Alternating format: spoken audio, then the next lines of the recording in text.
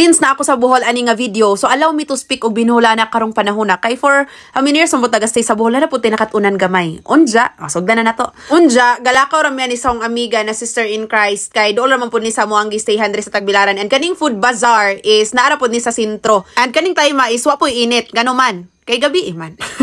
So, padadyon ta. So, naabot na mi aning tayma and makita gid ninyo ang nagkadaidjang pagkaon nga nasa kilid. Every time jud nga ningon under sa Tagbilaran, nindot jud siya atuon kay daghan gid siya mga pagkaon o di halatang hilig tag pagkaon. Kay panagsara man pud ni si Ja. Kuha ko masadjok twice a year ani si Ja mahitabo. Like padong fiesta kay May man ilahang fiesta and Burmans o dong Pasko and New Year. Unja, ang nakanindot pud ani kay dugay sila mang sirado kay mostly go diri sa Tagbilaran dali man good mang close ang tindahan, unlike sa Cebu City bitaw kung nakapodyo mo didto daghan jud kaayo mga 24 hours, so halos mga tindahan is 24 hours, pero diri is rare lang ang 24 hours ang nakanindot diri sa food bazaar kay dugay sila mag-close and yan abtan sila mga 12 midnight. Then, or magdepende pa sa kadaghanon sa tao. Unja, dire ko kutob sa akong pagbinuhol kay murag, wala na ko'y maistorya. Nya, mura ni voice record na ko kang kidaghanan kong cut.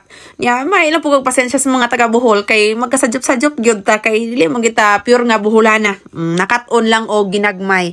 So, karon mo ang gitilawan is katong popcorn. Nya, nitilaw pod mi og katong probin. Tanan gid nga mga pagkaon as in kanang tan-aw bitaw ka sa mga pagkaon kasi nabusog na ka. Ni try day pud mining ilahang mango shake. So kung nakabantay mo kay among gipang kaon is timo-timo lang mga pabugnaw lang kay nanihapon na mi daan. Kandutan ni dire kay modawat ni sila GCash. So modawat sila online payment. So mora to, thank you Tagbilaran City for the experience. Kay actually wala ko mag-expect nga dire day ko magpuyo for ilang years ba? 3 years here in Bohol. So I know some of their cultures. Nakavisit po ta silang mga maanindot nga lugar. So grabe gyud ka nindot ang Bohol.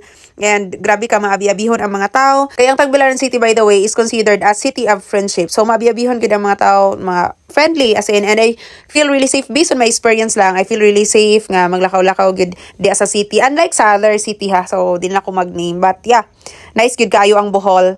And that's it. Thank you so much for watching. And be excited sa ating next video.